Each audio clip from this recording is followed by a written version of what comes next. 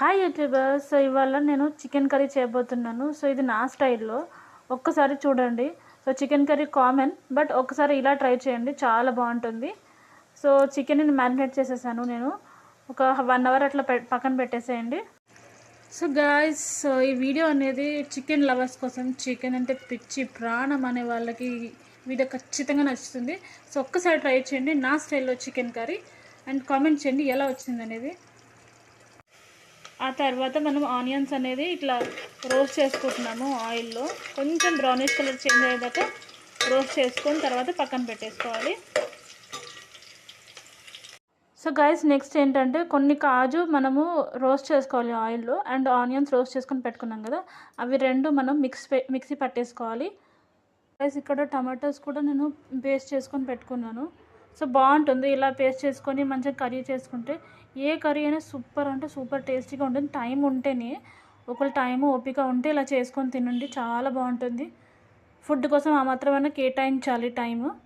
So ఇలా tomato paste చేసేసుకోవాలి, పక్కన పెట్టేసుకోండి ఫస్ట్. మళ్ళీ తర్వాత ఒక గిన్నె తీసుకొని ఆయిల్ వేసుకో. సో గైస్, నేనైతే ఇంతకుముందు గిన్నె అయితే తీసుకున్నాను, అదే గిన్నెలో కొంచెం ఆయిల్ వేసుకున్నాను. ఆయిల్ వేసుకొని మనం మసాలాస్ ఏవైతే ఉంటాయో అవన్నీ వేసుకొని కొంచెం రోస్ట్ చేసుకోవాలి. ఆ తర్వాత మనం ఫ్రెష్ అల్లం పేస్ట్ అనమాట, ఏదైతే మనము నూరుకున్నామో ఫ్రెష్ అల్లం పేస్ట్ చేయండి. సో దానివల్ల చాలా అంటే చాలా బాగుంటుంది టేస్ట్ అయితే. సో గైస్, నెక్స్ట్ ఏంటంటే మనము ఆయిల్లో అల్లం పేస్ట్ వేసుకున్నాం కదా, వేసుకున్నాక మనం ఏదైతే మనము మిక్సీ పట్టుకున్నామో ఆనియన్ అండ్ కాజు పేస్ట్, అవి యాడ్ చేసుకోవాలి. యాడ్ చేసుకుని ఒక 5 minutes రోస్ట్ చేసుకోవాలి. రోస్ట్ చేసుకున్నాక మనం టమాటో మిక్స్చర్ ఏదైతే చేసుకున్నామో అది కూడా యాడ్ చేసుకోవాలి. టమాటోస్ ముందే ఎందుకు యాడ్ చేసుకోవాలంటే టేస్ట్ బాగుంటుంది, ప్లస్ టమాటోస్ తొందరగా మగ్గుతాయి. సో గైస్, నేను పచ్చిమిర్చి కూడా యాడ్ చేసుకున్నాను. పచ్చిమిర్చి మీ స్పైసీ లెవెల్స్ బట్టి ఉంటుంది. సో మీకు కారంగా తినాలనుకుంటే పచ్చిమిర్చి కూడా యాడ్ చేసుకోవచ్చు, గ్రీన్ పచ్చిమిర్చి, లేకపోతే స్కిప్ చేయొచ్చు. దీంట్లోనే మంచి స్పైసీ ఉంటుంది.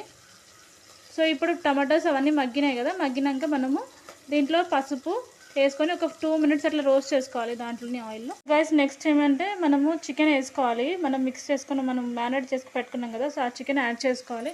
యాడ్ చేసుకొని లిడ్ క్లోజ్ చేసి ఒక 5 minutes అట్లా వదిలేసేయాలి. మంచిగా దానికి మసాలా అంతా మంచిగా పట్టుకుంటుంది ఆయిల్లో.